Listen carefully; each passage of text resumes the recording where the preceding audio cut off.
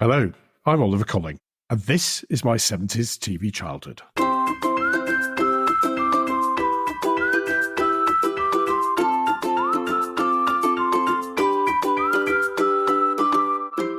Welcome back to my 70s TV childhood. I hope you've all had a good Christmas and are enjoying a relaxing time ahead of the new year. We've got a very special edition of my 70s TV childhood for you this week, as we are taking some time to remember the late and much missed Bob Monkhouse, who died 20 years ago this week, taken far too soon by prostate cancer. Bob Monkhouse was an ever-present of my TV childhood memories, from working with Bernie the Bolt on The Golden Shot to Celebrity Squares by way of Sunday Night at the London Palladium. Bob was one of those people who grabbed your attention on the screen and made you listen, as well as making you laugh. To help us mark the anniversary of Bob's passing, we're delighted to be joined by a very special guest, Colin Edmonds. And what can I say about Colin by way of introduction? Colin sold his first jokes aged 16, and in a career spanning 40 years, he's worked on more than 1,000 television shows, been credited as writer, programme associate producer, or series producer, working with a host of recognisable stars, including Sir Roger Moore, Sir Michael Caine, Paul Daniels, Jimmy Tarbuck, Chris Tarrant, Des O'Connor, and even Roland Rat. And, most notably for our discussion, Bob Monkhouse. Colin is the host of the marvellous Behind the Scenes podcast, which explores how television programmes are put together and all of the different people involved in the production process. As someone with a keen interest in TV, I find it a fascinating listen, particularly as Colin appears to know everybody in the television industry.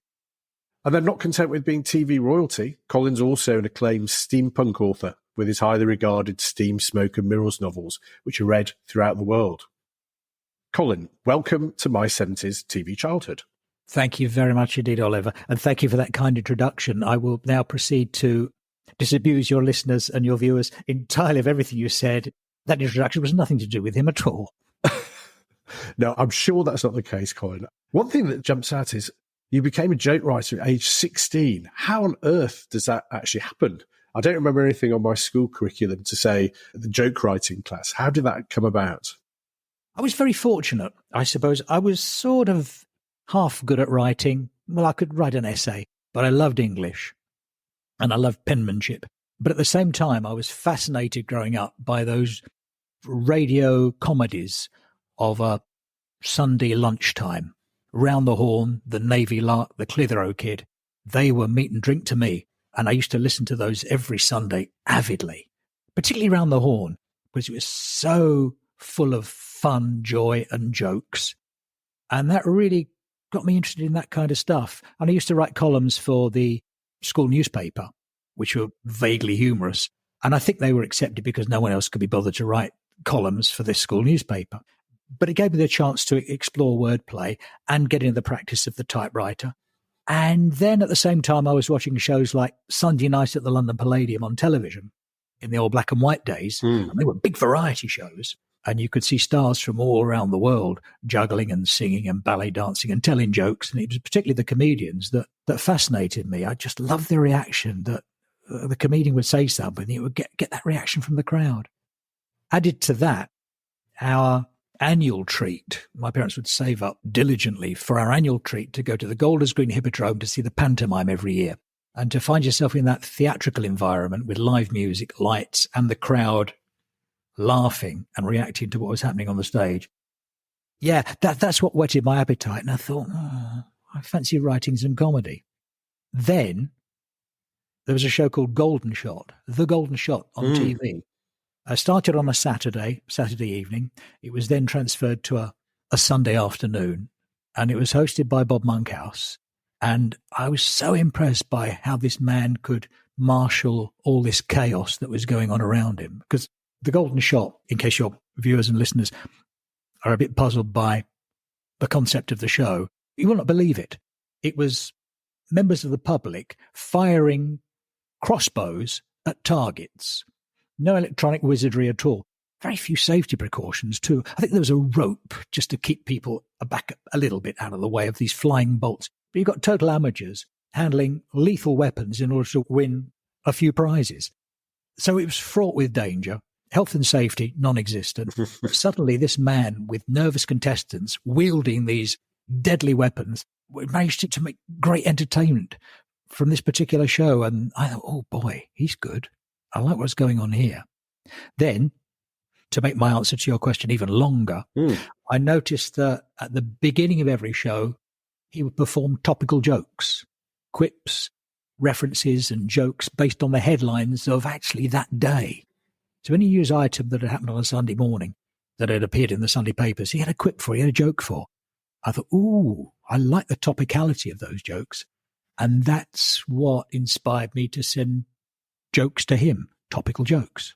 Write them on the Friday, rush to the post, send them to Birmingham, the studios where the Golden Shot was produced. It would arrive there on the Saturday, I hoped.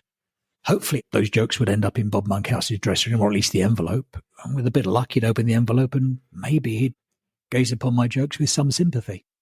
So that's really how I got going. That's amazing. I mean, I remember the Golden Shot fondly. I seem to remember things used to go wrong quite often when you were watching. Yeah, it was that chaos which he could marshal and master and stay on top of and be entertaining at the same time. And it was such a remarkable performance. And I was so impressed with that performance per se, to hold that whole thing together and bring it out on time. Oh boy, oh no, this man's ever so good. I think I'd like to try and get involved with whatever they're doing. So how did that happen, Colin? You sent in the jokes. Did you receive a letter back or a phone call or something like that? Sent him jokes for a number of weeks. You're kind of spitting into the dark, really, because you didn't know if the stuff was getting to him. But it's one of those things, Oliver, if you want it badly enough, you persist. And so I persisted.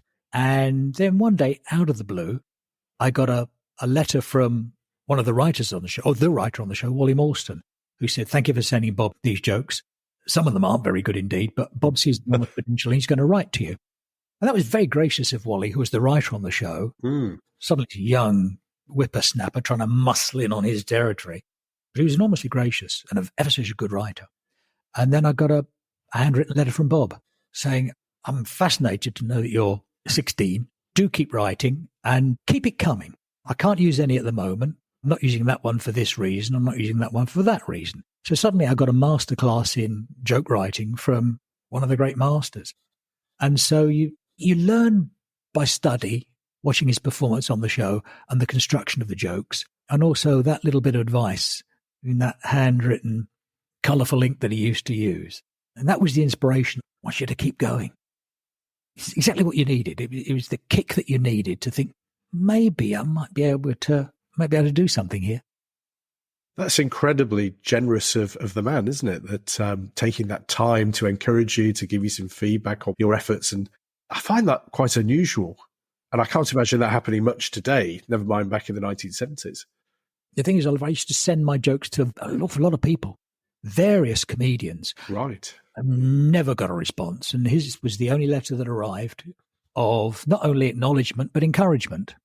I suppose that's what set him apart from the other performers of that era as well, of such a generous spirit. But I think maybe to a certain extent he could identify with my age because he started very early. I think he witnessed the audacity, really, the chutzpah of sending your jokes to such a high-profile performer. So how did things develop from there with Bob and with your joke writing? He said to me, I do an awful lot of cabaret.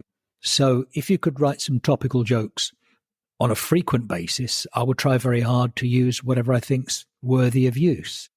So send me whatever you want, whenever you want.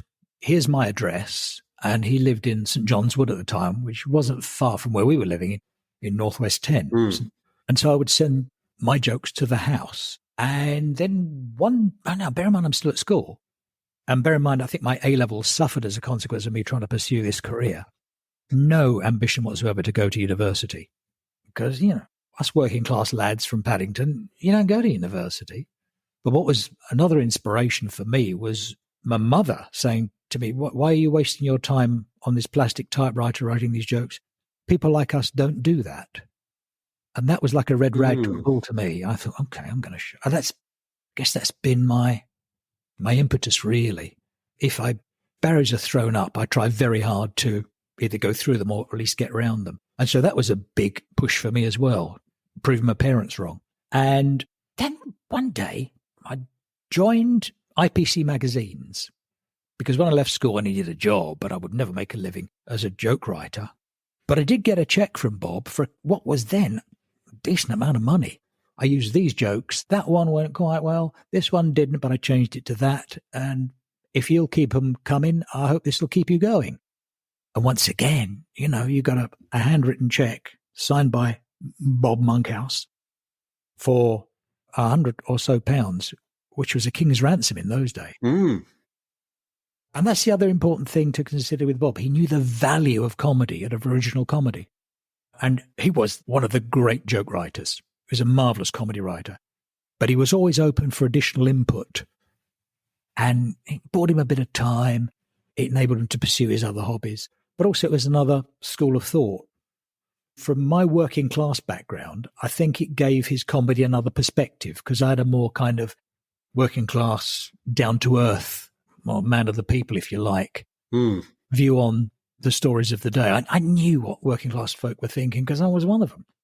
Bear in mind, of course, he was from a middle class background, lived a rarefied show business life. So I think it gave his comedy another perspective from someone so youthful and someone's quite so rag-ass working class. I mean, that shows an incredible generosity in terms of encouraging you, but actually quite a good knowledge of the audience and trying to get things that relate to the audience. And I can't imagine there were that many comics working at that time who would actually take that time to consider what they were doing, where they got the material from. I always got the impression that everything that Bob Monkhouse did, he was extremely professional about. Nothing was left to chance. The effortless jokes were obviously the result of lots of hard work. And that's the trick. So many of the comedians at that time would work their act and they could make a very good living wandering around the clubs, club to club, week to week, using the same old act for years. But that wasn't good enough for Bob. He wanted to refresh the act constantly. And by using topical jokes at the beginning of his act, they were easy laughs, really, Oliver, because if you were to write a joke, an okay joke based on the headlines, it's the immediacy, it's the topicality which the audience appreciates. And that really helps the laugh as well. The fact that the audience are aware that the performer is taking an enormous amount of trouble about them. And I think they respond accordingly. Yes, some of my topicals might not have been deathless wit, but they were kind of all right. And they did the job. And then Bob could settle into the act that was constantly evolving. I mean, one example, it was to anchor it in time.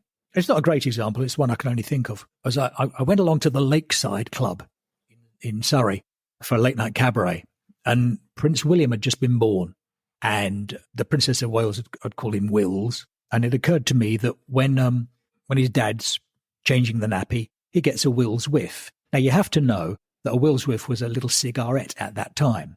It's not a great joke, but it's in the nappy area, and anything in the nappy area is a bit of a laugh. And Bob said, I don't know about that. And I said, really? I think he might play because it's an SHIT joke. I'll give it a go.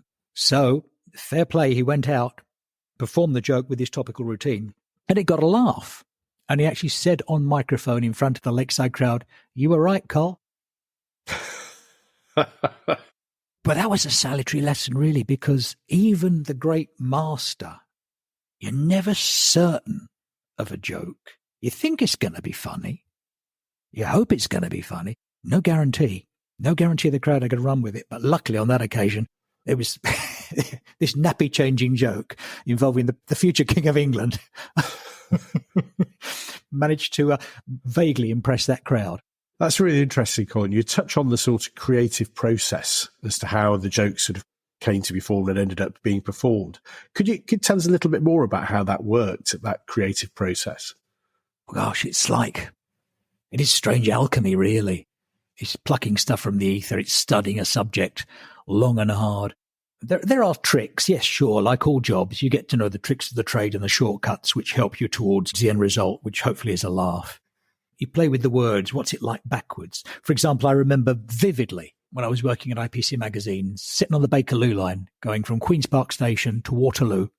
and I was at Kilburn Park, and Robert Mugabe was in power at that time. And I wrote down the word Mugabe and looked at it. And then I wrote Mugabe backwards, and it spelled E by gum. And I thought, oh, there's something in that. So suddenly, that was the DNA, that was the genesis of that joke. And I remember looking up, seeing Kilburn Park Station on the Underground Roundel, and gosh, yeah, that image lives with me. And suddenly, that's the basis of the joke, and then you dress it up with the words in front of it. And basically, Bob performed it as Mugabe, spelt backwards, E by gum. And for some reason, the crowd laughed. And it's sort of been used latterly, oddly enough, by other performers, which doesn't distress me in the slightest. When Bob's in cabaret, you can work very saucy material. Not blue material, but saucy stuff, sexy stuff. Cliff Richard had just embarked on this relationship with Sue Barker. And I thought, well, that's interesting. Oh, okay. Cliff, obviously known for his religious fervour. So in my joke, what about Cliff Richard? He's getting together with the Sue Barker. I wonder if he does a Sermon on the Mount. Okay. So suddenly the word mount is the pivot point. That's the laugh point. And if you can make the connection between biblical stuff and romantic stuff, physical encounters, the word mount, that's the spark of the joke. That's the kind of thing you're looking for. And also added to that, you've got the embellishment of Cliff Richard getting up to that kind of hanky-panky in this world that we were creating. And then suddenly that was the basis of a laugh. Whether it's a good joke or not, I don't know, but it got a laugh. I remember saying to Bob, like 10 years before he passed away, that I'd seen an interview with John Lloyd, the producer of Spitting Image, who said that we pore over the scripts so diligently. Is that funny? Is that funny? Is that funny? And I told this to Bob, and he said, that's interesting because he said, I don't think like that. I will look at a page of jokes and I won't say, is that funny? I will say, will it get a laugh? And he said, there's a difference. Because when you're a comedian, you need that great crack of laughter from the crowd. You need a reaction. Fine, the audience sitting there looking at one another saying, that's very amusing. Oh, yes, very witty, yes. That's not what you want as a comedian. You need that crack of laughter.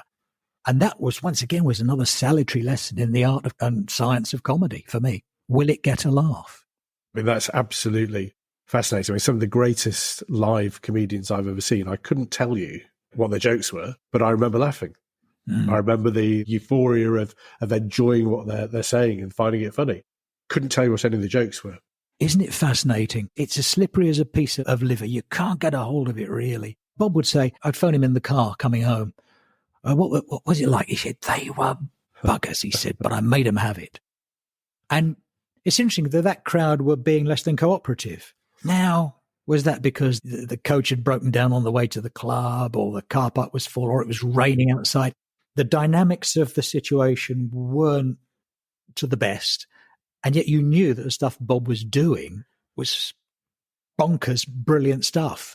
But on that night, it didn't quite happen because there are so many disparate elements which are coming in to knock stuff out of kilter. And once again, that's another fascinating and interesting aspect of what makes comedy work. Once again, you can never tell.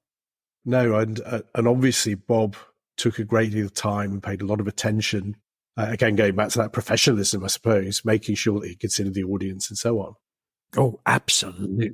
You've never seen anyone look at material and dissect it so carefully, like a surgeon, I suppose. One joke I'd written was, the government's having these monthly problems. I think the government is suffering from PMT, Prime Minister Thatcher. Okay, that's the joke that I wrote on the page. It's okay. It's an observation. You've got PMT, Prime Minister Thatcher. Yeah, it's okay. So he got a hold of that thought and he confected it, polished it, burnished it, changed it around and said, poor Mrs. Thatcher, once a month she goes through a terrible time. I think she's suffering from prime ministerial tension. Now, suddenly, that's a much better piece of phrase making. And in a topical environment, it would go very, very nicely. But the source material was PMT. I had the wrong angle for that. And he, with his infinite magnificence, focused it up beautifully. That's a fantastic talent to have. Mm. But I mean, you must have got to know Bob very well over the years of working with him. What was he like as a man? He was the most articulate and eloquent and generous with so many things, particularly his time. Gentleman you could ever wish to meet.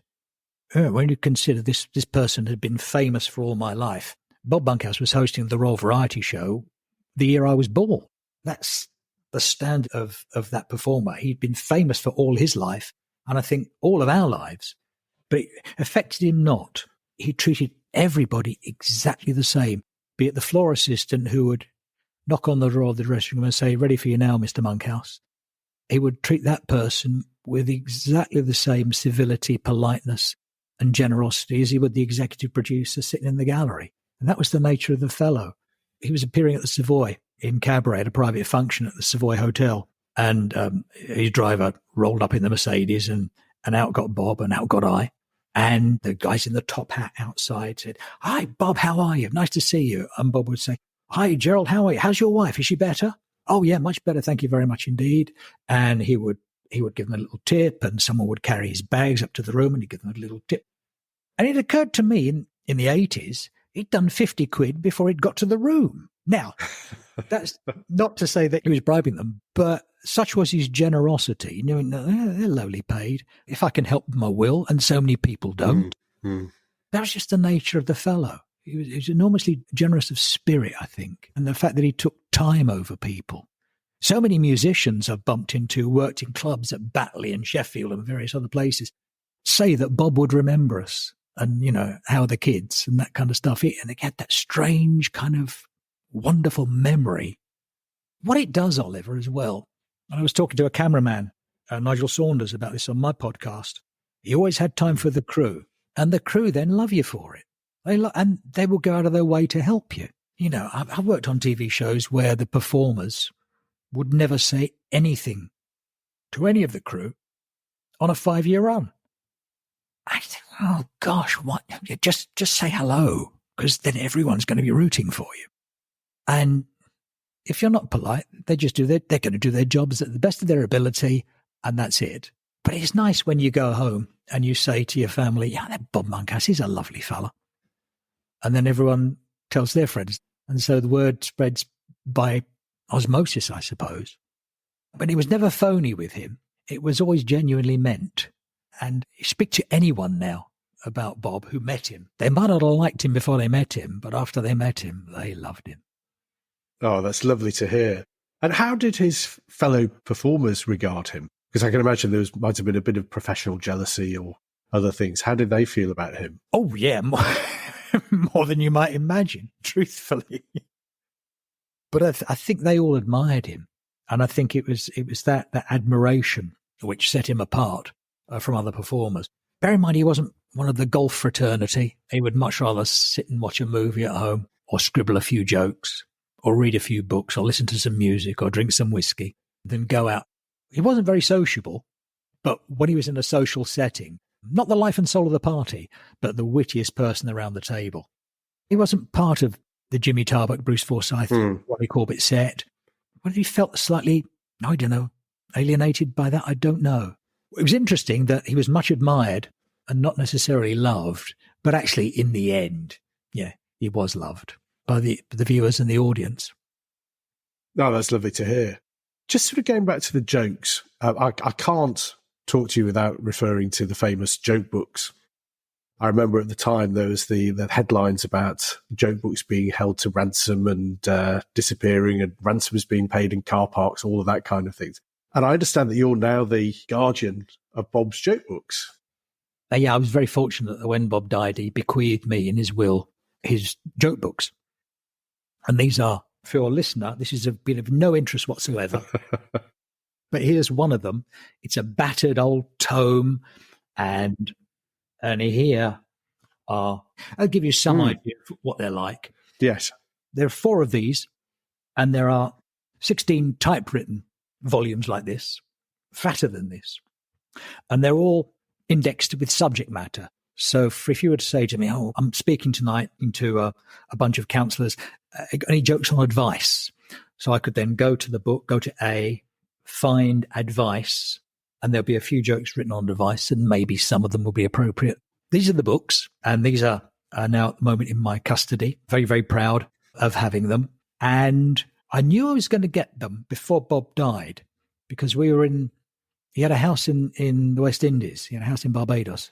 And I was fortunate enough to be over there scribbling jokes for a series called Bob Monkhouse on the Spot, which is a BBC One weekly show of stand-up. And we were driving to a TV satellite shop in Barbados, because he wanted another satellite dish for the house. And we got out of the car and he said, "Oh, by the way, Jack and I have changed the will, and I'm leaving you the joke books." Oh, okay. Well, you're going to outlive me, so I'll never see those, but thank you very much for a very sweet, kind gesture. And these joke books I had seen all my working life with Bob. When you begin, you get to see them, but it's all very, you're not seeing them. You're not looking inside them. No, absolutely not. And as the years went by, when we wound up doing a lunchtime show on the BBC called Wipeout, which is a quiz show, it got to the point where, "Carl, can you, oh gosh, this guy's a painter and decorator. Can you look under P for painters if there's anything? Because the stuff we've got isn't great." Sure enough, Peter Pritchard, Bob's manager for many, many years, called me up after Bob had died and said, "Well, yeah, darling," he said, "the governor's been good to his word. He's left you the books. So he said, if anyone phones you from the newspapers or whatever, just put them on to me and I'll handle it." And that's how I got to get these books. And I spoke with Abigail Monkhouse in a podcast that will probably go out the same week as you put this one out, Oliver, particular chat we're having. And Abigail said to me, "Dad said to me," she said, "you will make sure Cole uses them.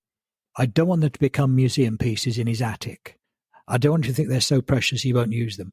And so he left them to me on the understanding, in the hope that I would continue to refer to them and use whatever jokes that were in these books in whatever writing I was doing at the time. And I pressed them into service for years after Bob died with other performers and indeed the novels that I write now.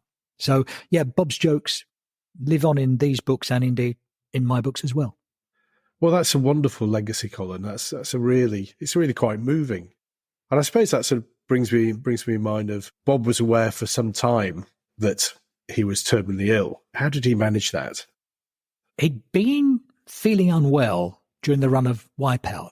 And with my medical hat on, yeah, sure, I was making various suggestions which were what might have been causing this problem. He took himself off to a hospital. His prostate cancer was eventually diagnosed. And he called me up. Oh, gosh, I can remember receiving that phone call now. And he said, "Cole, they've given me 2 years." And I said, well, there's plenty of you. You've got plenty to fight with it, And he said, "Yeah." He said, "It's a deadline. We've worked to deadlines all our life. We'll keep working, but this is a harder deadline than we've ever been used to." And that's how he dealt with it. And you might remember, Oliver, you may remember him appearing on the Parkinson show when he was big with steroids in this fight against the cancers that had invaded his body, that he was making jokes to Michael Parkinson about his cancer and his terminal decline. I guess that was the nature of the man. It was another vehicle for getting laughs, I suppose. Even though you're suffering from a terminal illness, he's still cracking jokes about it. That's how he handled it, I think, to make fun of it. Yes. And how do you think Bob would feel with the fact that we are talking about him 20 years later? He'd be shocked. He would be shocked, amazed, and wondering why. Really. Still banging on about me. Why? Things move on. My God, I wish I was around now with Amazon delivering everything to the house. My goodness, I'd love all that. That'll be wonderful. And the fact that Robert Downey Jr. has just turned his career around, and as I predicted, all those kinds of things he would be thinking if he was around now. Deep down, he'd be thrilled. And isn't it interesting? In that face-to-face interview with Jeremy Isaacs in 1997, I think, 5 years before he died, when Jeremy Isaacs said, "What about your legacy?" And Bob said, "Oh, I think I'd just as soon be forgotten." Well, how well's that gone, Bob? Oh, that's marvellous. I mean, I can't let you go without asking, do you have any particular favourite jokes that you created with Bob? Couple of examples which aren't terribly good. I always liked his wordplay as well. There's an association called the Royal College of Nursing, and he imposed Prince Philip upon it and said, the Royal College of Nursing, as opposed to Prince Philip, which is more about the royal knowledge of cursing. For me, that's genius. You're just swapping around two letters of two words, but suddenly it's a totally different meaning that's relevant to Prince Philip. And that speaks to your question with regard to the creation of joke and the various styles and aspects of comedy that you can create with wordplay. That kind of punnery stuff. There was another joke. It was about the poll tax. It said at the time, the poll tax only affect firemen and strippers. And Bob said, that doesn't work, Cole. What do you mean doesn't? I'm sorry, what? It doesn't work? He said, well, no, it's a poll tax. It's P-O-L-L. It's not P-O-L-E. And that was his logical brain kicking in. Right, I'll try it. And yeah, it worked, with great respect to the crowd, God bless them. Didn't quite have his articulate sophistication with wordplay. The fact that it sounded vaguely like pole, and you could get away with pole dancing. It was that precision that I always found to be fascinating, sometimes infuriating, but 9.5 times out of 10, he was always right. Another joke that he wrote, which amused me hugely, was, that's the trouble with writing your own autobiography. You never know how it's going to end, which is lovely, brutal. He had a bit of an obsession with death, I suppose, because so many jokes involve death on National Lottery Live. Mystic Meg, she was the soothsayer. You may remember on the National Lottery Live, dear old Meg, wonderful. And she would make these pronouncements on the live show for entertainment purposes. Bob introduced her by saying, dear old Meg, she could do with a lottery win, because where she lives has got woodworm in the lid, and suddenly you've got Mystic Meg living in a coffin, and suddenly there's a whole narrative to a 2-line reference. Most of Bob's material was very, very saucy. And that's the stuff that I used to love. I used to enjoy it writing the filth. My God, I love doing that. Oh, God, if you can get it as I said to you before, if you can get it in the nappy or the Y fronts, so much the better, because it's a guaranteed laugh. A lot of comedians in live performance now use swear words for their laugh. Well, Bob always found if you use a bit of wry smut, it doesn't half help. Do you still write jokes? Truthfully, I don't write jokes anymore. I can see what the guys and the girls are doing on stage, and I can see the reaction it's getting. I don't understand why it gets that reaction, and I couldn't write that material that is so personal to them. And they're having a conversation with the audience, and it works ever so well. I can't do that. I suppose it's the difference between Lenny Bruce and Joan Rivers. Joan Rivers was a rat-a-tat-tat-tat-tat comedian. 7 jokes a minute, each of them getting a great crack of laughter with enormous pace and verve. That's my cup of tea. Whereas Lenny Bruce would engage the audience in a conversation, which in the 1950s was a revolutionary way of presenting comedy.